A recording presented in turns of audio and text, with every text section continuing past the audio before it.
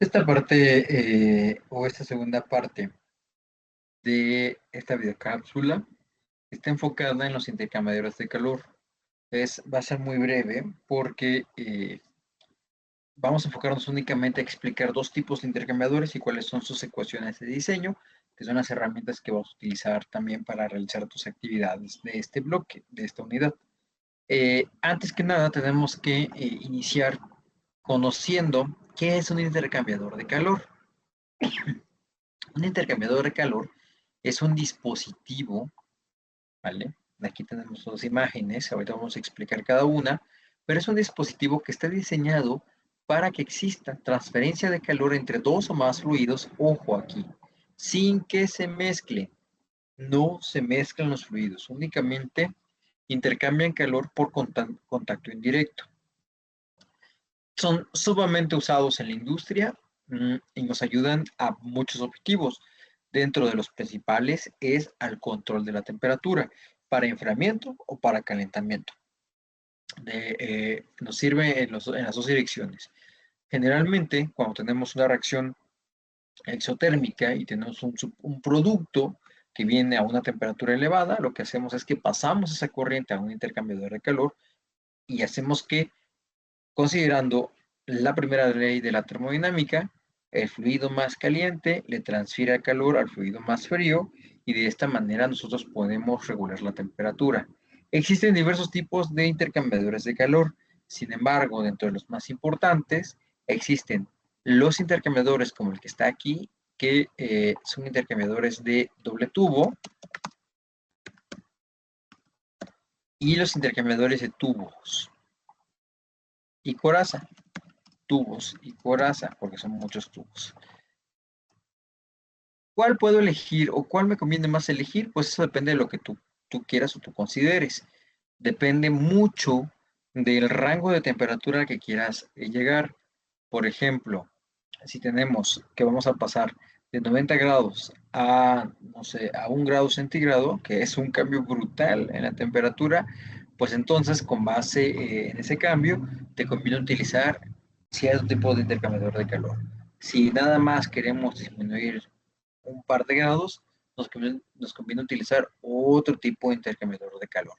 Esto es parte de tu actividad, que es hacer una investigación profunda de los tipos de intercambiadores que existen y cuáles son las condiciones que nos van a permitir determinar y discriminar aquellos intercambiadores que no nos convienen usar y tomar una decisión basada en evidencia del intercambiador que nosotros podemos utilizar, cuál es el que más nos conviene. En lo que quiero que prestes atención es en dos ecuaciones muy importantes que las vamos a llamar en este momento como ecuaciones de diseño. En un intercambiador de calor no hay cambio de fase. Acuérdate de lo que ya vimos en las videocápsulas pasadas. Si no hay un cambio de fase, entonces únicamente existe eh, este intercambio o esa transferencia de calor de manera sensible, es decir, únicamente es intercambio de calor de calor sensible. No hay cambio de estado.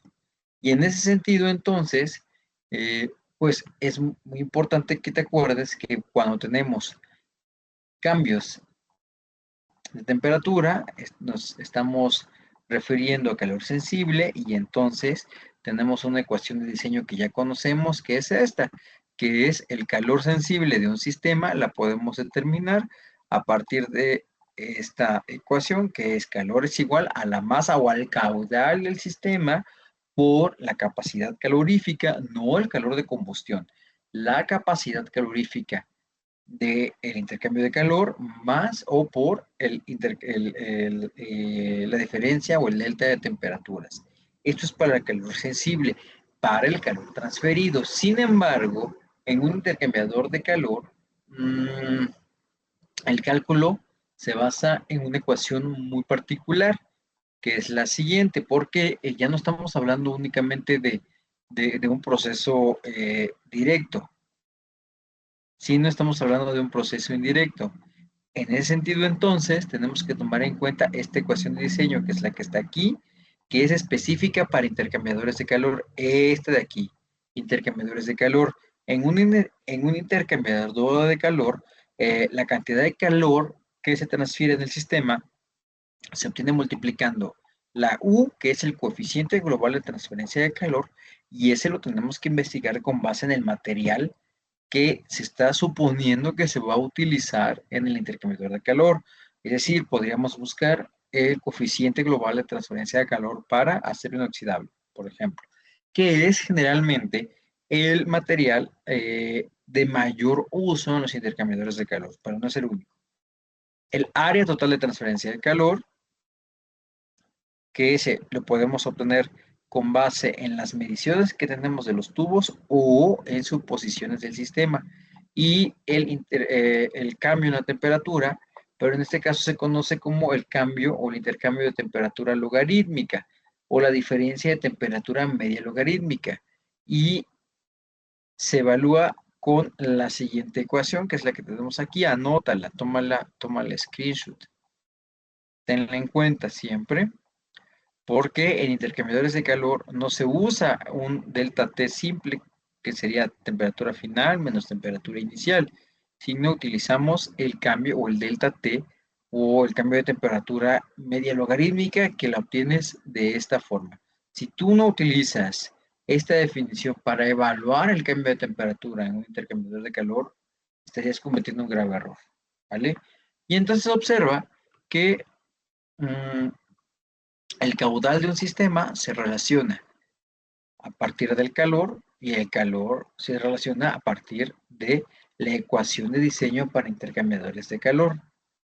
Ese es el mecanismo con el que tú tienes que evaluar y diseñar el intercambiador de calor propuesto para tu actividad.